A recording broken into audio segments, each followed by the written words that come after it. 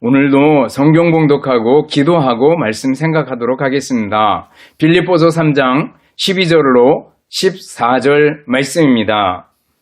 내가 이미 얻었다 함도 아니요 온전히 이루었다 함도 아니라 오직 내가 그리스도 예수께 잡힌 바 된 그것을 잡으려고 달려가노라.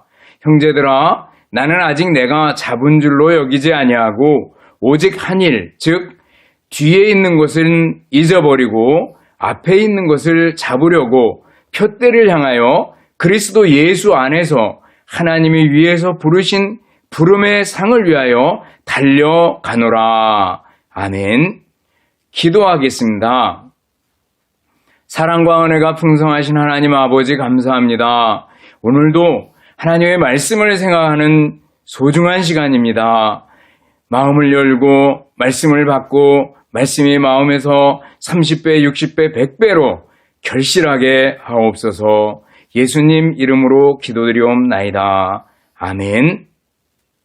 여러분 다시 만나서 반갑습니다. 지난 한 주간 동안 돌이켜보면서 다시 한번 감사하는 마음 가지고 말씀을 생각했으면 좋겠습니다. 늘 감사를 잃어버리면 많은 것을 잃어버리는 겁니다. 주님께서 우리에게 활동할 수 있고 숨쉬고 호흡할 수 있는 것 자체로 감사하고 또 찬송하는 우리들이 되어야 할 줄 압니다.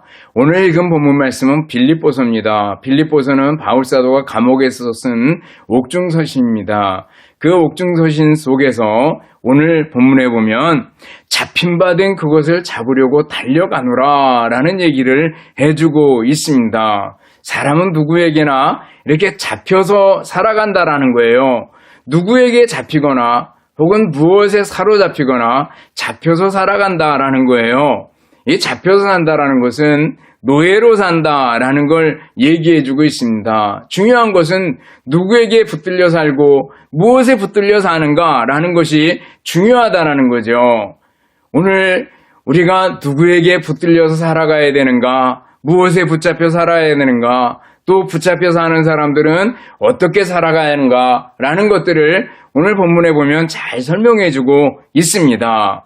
첫째로 우리는 누구에게 혹은 무엇에 붙잡힌 사람이 되어야 하겠는가라는 거예요.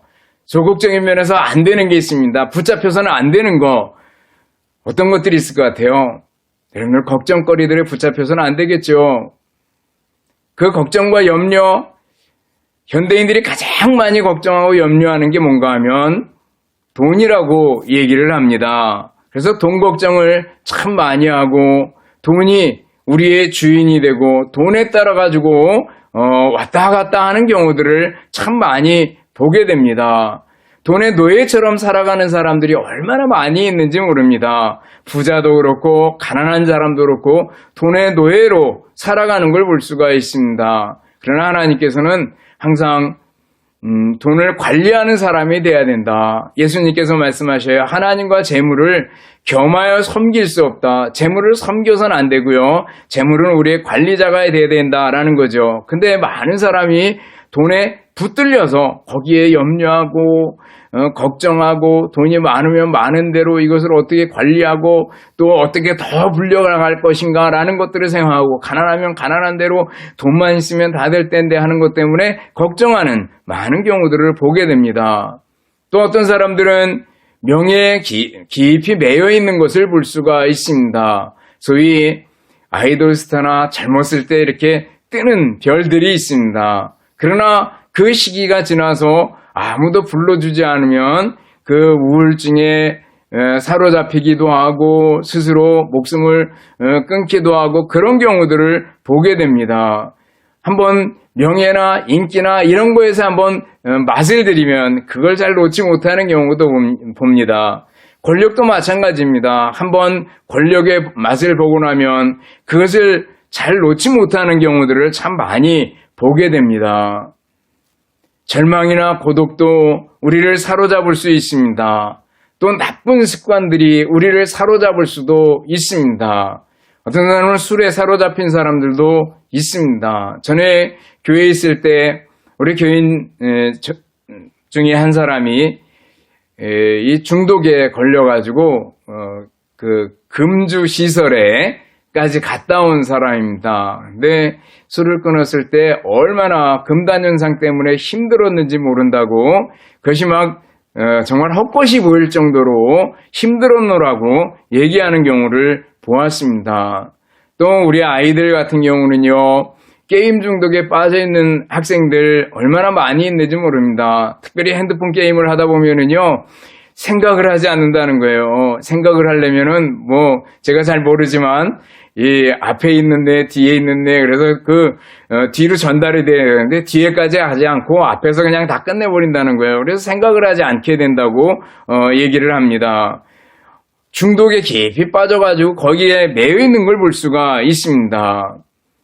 죄에 한번 매이면은요, 죄도 어쩌면 우리를 잠시 쾌락으로 끌어가려고 자꾸자꾸 노력하는 걸 볼 수 있어요. 성경을 보면 죄를 인격죄처럼 취급하고 죄의 노예가 돼서는 안 된다, 이렇게 얘기합니다. 우상숭배나 미신이나 이런 것도요, 한번 빠지기 시작하면 계속 빠져들게 되는 걸 볼 수가 있습니다. 그래서 우리는 이런 것들을 참 조심해야 됩니다. 우리가 붙잡혀서 노예가 안 될 것들이 있는데, 노예가 돼서는 안 될 것들이 있는데, 그런 것들을 한번 생각해 볼 수 있기를 바랍니다. 나아가 우리는 적극적인 면에서 누구에게 붙잡혀야 되는가, 무엇에 붙잡혀야 되는가, 바로 예수님께 붙잡혀야 되고 예수님의 사랑에 붙잡힌 사람이 돼야 됩니다. 예수 그리스도의 사랑이 나를 강권하시는도다 그랬거든요. 바울사도 오늘 얘기합니다. 내가 그리스도 예수께 잡힌 바 된 것을 잡으려고 쫓아간다, 이렇게 얘기하고 있습니다. 그리스도 예수께 잡힌 바 된 그것, 자기는 예수님께 잡혀 있다는 거예요. 잡힌 바 된 그것. 바울사도가 예수님께 잡혀 있대요. 언제 잡혔습니까? 우리가 잘 아는 대로 다메섹으로 가는 도상에서. 다메섹에 왜 갔어요? 예수 믿는 사람 체포하려고 왔습니다. 잡아서 어쩌면 죽이려고 갔어요.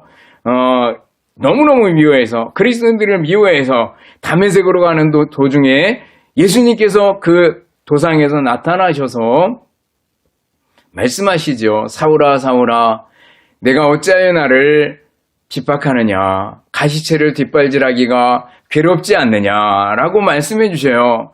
다메섹 도상에서 예수님께서 불러주셨다라는 거죠. 그러나 가만히 바울사도 생각하다 보니까 갈라디아서 1장 5절 보면은요, 어머님 태에서 나를 부르셨다라는 걸 깨닫게 됩니다. 그러나 내 어머니의 태로부터 나를 택정하시고 그의 은혜도 나를 부르시니까 어머님 뱃속에서 이미 나를 부르셨다라는 걸 깨닫게 됩니다.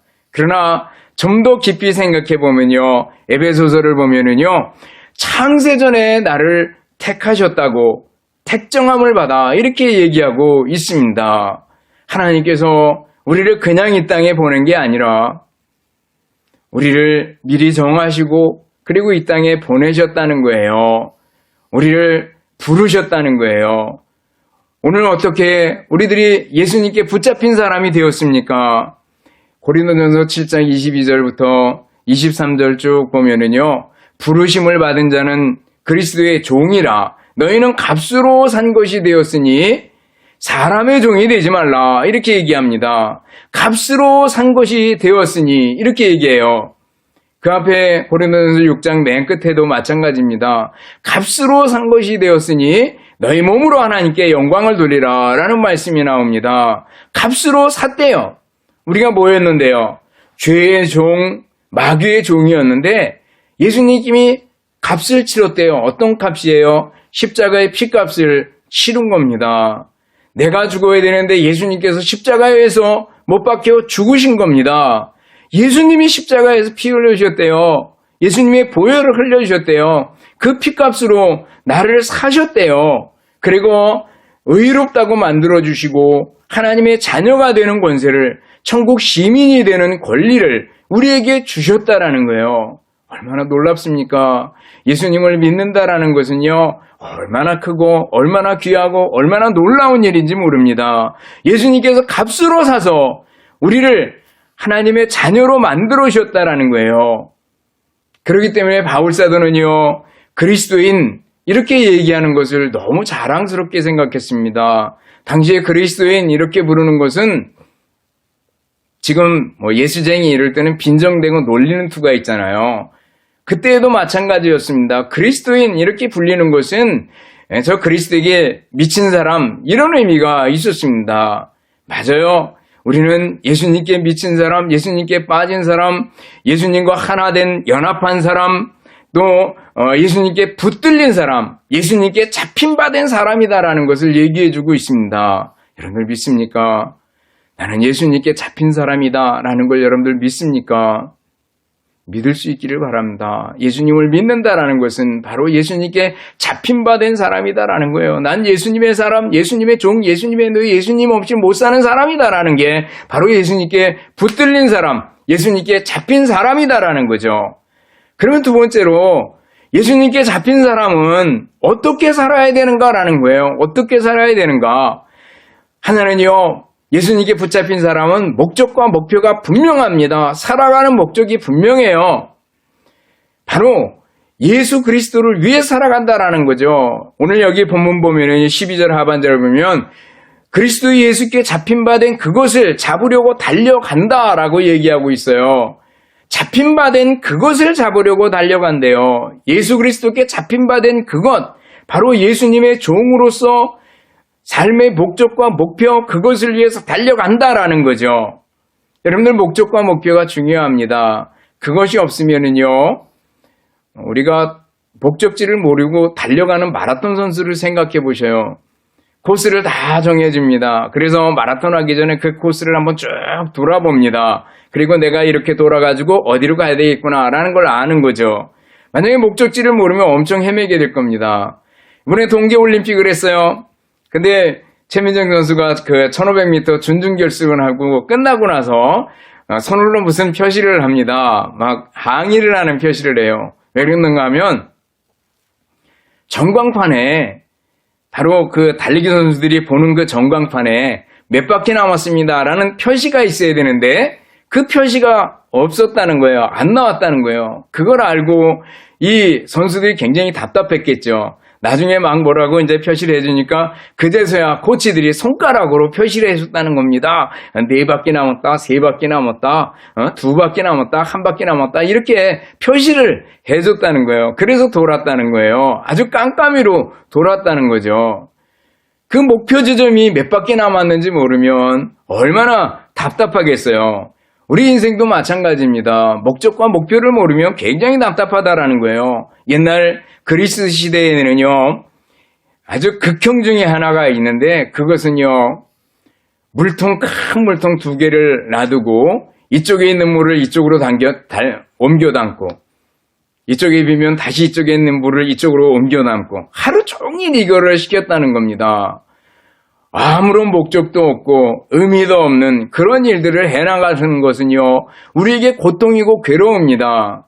여러분들 직장에서 일할 때도 이것이 아무 목적도 없고 아무 목표도 없다면 얼마나 많이 힘들겠어요. 남이 시키는 일을 억지로 한다 그러면 얼마나 힘들겠어요.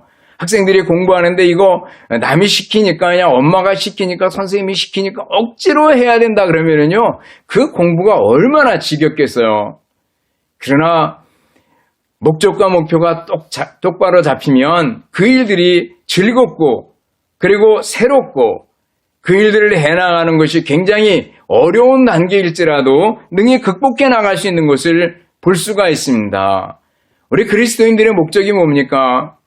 그것은 소열이 문답 제1문을 보면은요, 사람의 제일 되는 목적이 무엇이뇨? 그랬잖아요. 그래놓고 하나님을 영화롭게 하는 것과 영원토록 그를 즐거워하는 것이라 그랬습니다. 하나님께 영광 돌리는 것과 그리고 우리가 하나님을 늘 즐거워하는 것, 이게 삶의 목적이래요. 하나님의 영광을 위해서 일하고 하나님의 영광을 위해서 공부하고 하나님의 영광을 위해서 밥 먹고 하나님의 영광을 위해서 우리가 건강을 유지하고 하나님의 영광을 위해서 우리가 활동한다라는 거예요. 하나님의 영광을 위해서 우리가 가정을 이루고 하나님의 영광에 초점이 맞춰져 있는 거죠. 이것은 바로 한 번 더 생각해보면 오늘 본문과 연관지어 보면 그리스도를 위해서 사는 삶의 목적이 있어야 된다라는 거예요. 하나님의 영광을 돌리는 그 핵심에 바로 그리스도를 위해 사는 그런 모습이 있잖아요. 여러분들 예수님 믿고 예수님을 위해 사는 여러분들이 될 수 있기를 바랍니다. 예수님이 우리의 삶의 목적, 예수님을 위해 살겠다라는 거죠.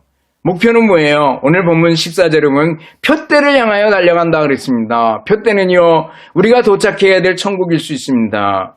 또 천국일 겁니다. 위에서 부르신 상을 위해서 생명의 면류관이죠. 생명의 면류관을 너에게 주시겠다 그랬습니다. 천국, 바로 그리스도의 통치가 있는 곳입니다. 생명의 면류관을 주실 분도 예수님입니다. 그래서 성경을 보면 그리스도의 장성한 분량까지 자라가라 이렇게 얘기하고 있습니다. 그는 머리니 곧 그에게까지 자랄지라 이렇게 말씀하고 있습니다. 에베소서 4장 13절부터 15절까지 쭉 보면 그에게까지, 머리이신 예수까지 자라가라. 또 그리스도의 장성한 분량까지 자라가라라는 거예요. 우리의 목표가 있다면 바로 예수님입니다. 예수님까지 자라가라는 거예요. 예수님처럼 생각하고 예수님처럼 말하고 예수님처럼 활동하고 행동하라라는 거예요. 우리의 목표가 예수님이다라는 거예요. 그래서 바울사도는 얘기합니다. 살든지 죽든지 내 몸에서 그리스도가 존귀하게 되게 하나니 이는 내게 사는 것이 그리스도니 죽는 것도 유익함이라 그랬습니다. 내가 그리스도를 위해 살겠다. 그리스도의 장성한 분량까지 달아가기를 원한다. 그것을 위해서는 내가 죽는 것도 유익하다. 로마서 14장 8절 보면 우리가 살아도 주를 위하여 살고 죽어도 주를 위해서 죽나니 그러므로 사나 죽으나 우리가 주의 것이로다 그랬습니다. 우리는 주님에게 붙들린 사람이고 주님을 위해서 사는 목적을 가지고 그리스도에까지 도달하려는 목표를 가지고 살아가는 사람들입니다. 제가 찬송가를 외우고 싶었어요. 그래서 주여 나의 생명 나의 정성 드립니다라는 찬송을 계속 반복해서 외웠습니다. 전에 찬송 물론 어릴 때부터 불렀지만 끝까지 부르는 찬송이 별로 없는 것 같아요. 그래서 찬송을 한번 끝까지 위에서 한번 불러봐야 되겠다라는 걸 생각하고 다시 찬송가 외기를 시켜서 주여 나의 생명 나의 정성 드립니다 이렇게 찬송을 했습니다. 거기 보면은 주님만을 위해 살기 원하오니 나를 잡아주옵소서, 날 잡아주옵소서, 주님 뜻대로만 살기를 원합니다. 라는 오늘 읽은 본문의 내용들이 다 들어가 있어요. 여러분들, 주님을 위해 사는, 주님께 붙잡힌 그리스도에까지 자라가는 우리들이 되어야 할 줄 압니다. 교도소 국제연맹 총무로 일하던 존 니켈이라는 사람이 있었습니다. 50개국의 교도소를 방문하고 그리고 조사하고 그 환경을 위해서 노력했던 사람입니다. 근데 가장 열악한 장소에 갔는데 바로 아프리카 잠비아의 교도소였다고 얘기를 합니다. 너무 열악하고 그리고 장소도 비잡아서 잠을 잘 때 교대로 재워야 될 정도로 굉장히 아주 열악하고 그리고 화장실의 환경 이런 거는요 더 말할 수도 없었다고 얘기합니다. 그런데 거기를 방문했을 때 죄수들이 자기를 위해 가지고 합창을 불러줬다는 거예요. 80명의 죄수들이 사부로 합창을 부르는데 그 합창들이 전부 찬송가로 이어진 합창을 불러줬다는 겁니다. 너무너무 감격스럽고 감동스러웠다는 거예요. 그리고 나서 찬양하는 그 모임이 끝난 다음에 그 죄수들이 한 방을 구경하고 가시라고 구경시켜주겠다고 얘기를 했대요. 그래서 한 방에 가보니까 거기에는 십자가에 달리신 예수님의 그림이 있는데 정말 험하게 고통받으시는 그 모습, 손과 발에 못 박히시고 그리고 그 예수님의 모습은 흑인으로 그려져 있었다고 얘기를 합니다. 그러면서 거기로 인도했던 한 죄수가 설명을 해줍니다. 이곳은 한 종신형을 받고 무기징역을 받고 이곳에 살다가 이제는 그분이 죽었습니다. 그런데 그분이 이 그림을 그렸습니다. 라고 얘기를 했습니다.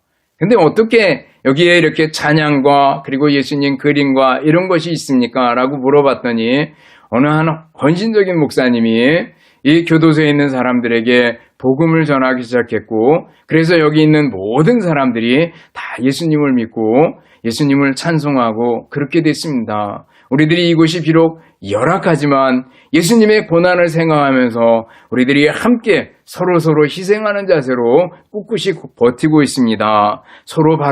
예수님 바라보고 서로 고통을 나누며 위로를 나누며 우리가 살아가고 있습니다. 이렇게 말하더라는 거예요.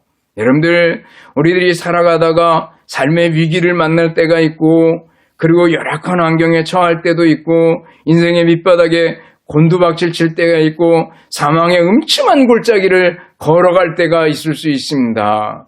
그렇지만은요, 그럴지라도 우리의 목적과 목표가 분명하면 됩니다. 예수 그리스도, 예수님을 위해 살겠다라는 목적을 가지고, 그리고 예수님의 장성한 분량, 예수님에게까지 자라가야 된다라는 생각을 가지고 있으면은요, 우리들이 어떠한 환경 속에서도 승리할 수 있는 줄을 믿습니다.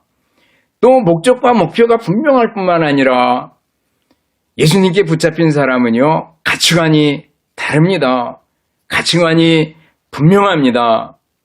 여러분들, 예수님 믿기 전에 무엇에 최고의 가치를 뒀을 것 같습니까? 또 돈 얘기가 나옵니다. 돈이 최고의 가치, 부가 최고의 가치가 됐을 수 있습니다.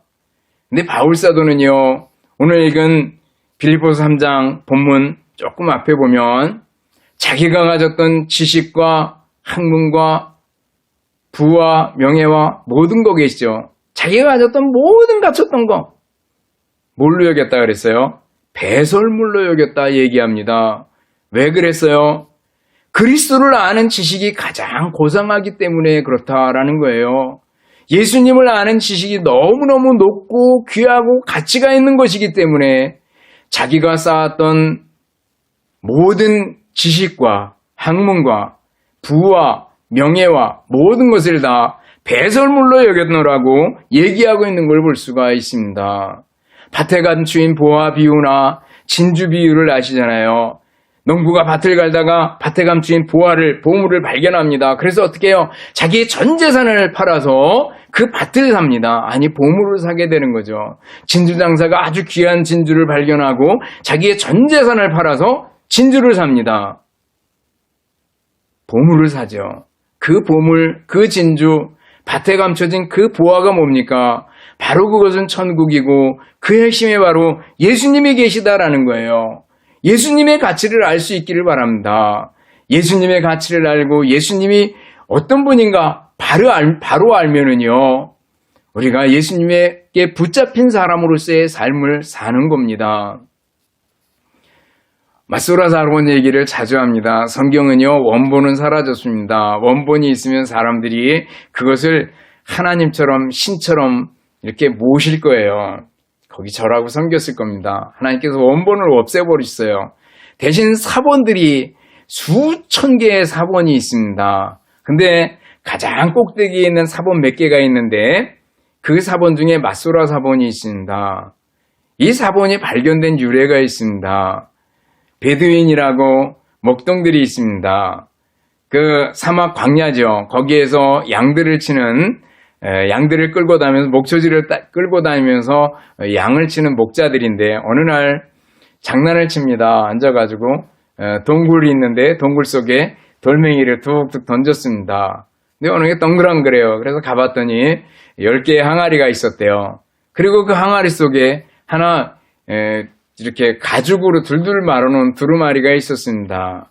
그래서 이 베두인 이 목동이 그걸 가서 자기 집에 놔두고 걸어놓고 신발끈으로 만들려고 걸어놨습니다. 독일의 한 학자가 그쪽을 쭉 이렇게 여행을 하다가 신발끈을 봤습니다. 그리고 저게 뭐예요? 신발끈 하려고요. 한번 잠시 봅시다. 봤더니 정말 놀라운 거예요. 거기 있는 거는요, 아주 사본 중에 고대 사본 중에 하나였다는 거예요. 성경으로 쓰여진, 성경 글씨로 쓰여진, 구약 히브리어로 쓰여진 정말 오래된 사본이었던 거예요. 그래가지고 그걸 갖다가 사가지고 와서 연구하는데 아주 귀중한 자료로 쓰게 됐던 거죠. 여러분들, 목동은 그 가치를 몰랐습니다. 학자는 그걸 보고 알았습니다. 예수님, 우리 그리스도인들은 예수님이 누구신지 알잖아요. 여러분들 그리스도인이 아닙니까? 예수님 믿지 않습니까? 예수님 믿을 수 있기를 바랍니다. 예수님의 가치를 알 수 있기를 바랍니다. 예수님을 만나면은요, 이 세상에 그 어느 것과 비교할 수가 없잖아요. 최고의 가치, 내 인생, 내 재산, 내 생명, 내 전부를 다 드려도, 다 바꿔도 모자라는 예수님입니다. 여러분들 예수님께 초점을 맞추고 살아갈 수 있기를 바랍니다. 요즘에 고전 읽기를 하다가 썸머셋 모음이 쓴 달과 육펜스를 읽었어요. 근데 다른 그 자연적인 상태, 육펜스는 현대 그 경제적인 활동들 이런 거를 가리킨다고 얘기를 해요. 어쨌거나 거기 보면 스트릭랜드라는 주인공이 과가였는데 이 사람이 살았을 때 천재적으로 그려놓은 그림들이 살아있는 동안에는 별 가치가 없었습니다.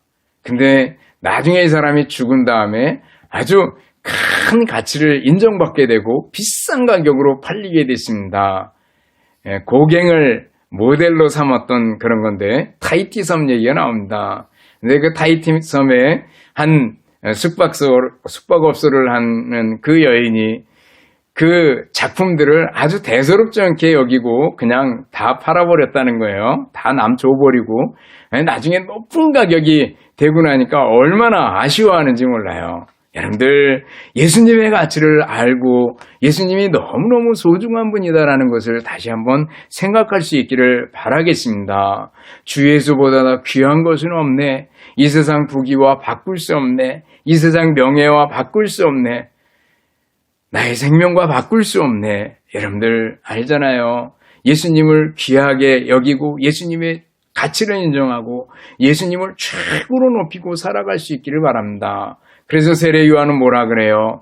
그는 흥하여야 되겠고 나는 쇠하여야 하리라 그랬잖아요.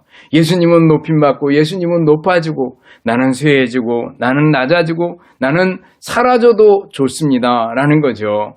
예수님의 가치를 인정하는 가치관이 분명한 사람이 바로 예수님께 붙잡힌 사람입니다. 나아가 예수님께 붙잡힌 사람은 어떻게 삽니까? 예수님을 본받고 예수님을 닮아갑니다. 빌립보서 3장 10절에 보면은요, 내가 그리스도와 그 부활의 권능과 그 고난의 참여함을 알고자 하여 그의 죽으심을 본받아 이렇게 얘기하고 있어요. 예수님께 붙잡힌 사람은요, 예수님을 본받아서 고난받는 것을 두려워하지 않습니다. 예수님의 부활처럼 나도 부활할 것이다 라는 걸 믿고 따라가는 거죠. 본받는다라는 것은 체본이라고 얘기하잖아요. 그래서 자꾸 글씨를 베껴가는 거예요. 예수님을 베끼는 거예요. 예수님께서 어떻게 말하셨고 예수님께서 어떻게 생각하셨고 예수님께서 어떻게 행동하셨는가라는 것을 자꾸 닮아가는 거예요. 어떻게 해요? 성경으로 돌아와야죠. 성경으로 돌아가서 예수님이 어떤 분이신가?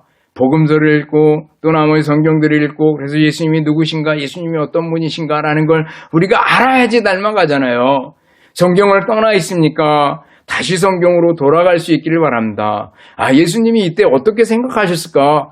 예수님이라면 어떻게 판단하셨을까? 예수님이라면 어떻게 선택하셨을까? 라는 것들을 생각하면서 살아갈 수 있기를 바랍니다. 이때 예수님께서 어떻게 말씀하셨을까? 여러분들 예수님을 본받고 예수님을 닮은 사람이 돼야 됩니다. 여기 보면 특별히 잡힌받은 것을 잡으려고 달려가노라 이렇게 얘기합니다. 달려간다라는 것은요, 단순히 수동적으로 움직이는 거 가르치지 않습니다. 자발적으로 자원하는 마음으로 예수님 닮기를 위해서 힘쓰고 애쓰고 그러는 겁니다. 그리스도의 장성한 분량에 도달하기 위해서 자발적으로 헌신하고 자원하는 마음으로 헌신하는 모습을 가리키고 있습니다. 그것을 달려간다 이렇게 표현하고 있습니다. 여러분들, 우리들이 예수님의 있기까지 자라가는 이 일에 분명한 목표를 가진 사람입니다. 예수님께 최고의 가치를 둔 사람입니다. 이제 예수님을 닮아가는 우리들이 되어야 하지 않겠습니까? 그 일에 달려가는 우리들이 되어야 하지 않겠습니까? 여러분, 우리는 예수님께 잡힌받은 사람입니다. 예수님의 종이고 예수님의 노예입니다. 삶의 목적이 분명해야 되고 삶의 가치관이 분명해야 되고 예수님을 본받는 사람이 돼야 된다라는 겁니다. 말씀을 마음에 새기고 믿음으로 승리하는 또 한 주간이 되고 믿음으로 승리하는 여러분의 일생 평생이 될 수 있기를 주님의 이름으로 축원합니다. 기도하겠습니다. 사랑과 은혜가 풍성하신 하나님 아버지 감사합니다. 예수님께 붙잡힌 사람으로서 분명한 목적과 목표를 갖고 살게 해주시고 예수님께 최고의 가치를 두고 살 수 있게 해주시고 나아가 예수님을 본받는 닮아가는 저희들이 되게 하여 주시옵소서. 감사드리오며 예수님 이름으로 기도드리옵나이다. 아멘. 축도하겠습니다. 이제는 우리 주님 예수 그리스도의 은혜와 하나님 아버지의 극진하신 사랑하심과 성령님의 교통하시며 인도하심이 함께 모여 예배드리는 우리 모든 성도들 머리머리 위에와 그리고 가정과 또 우리나라 민족 위에 이제로부터 영원토록 함께 있을지어다. 아멘.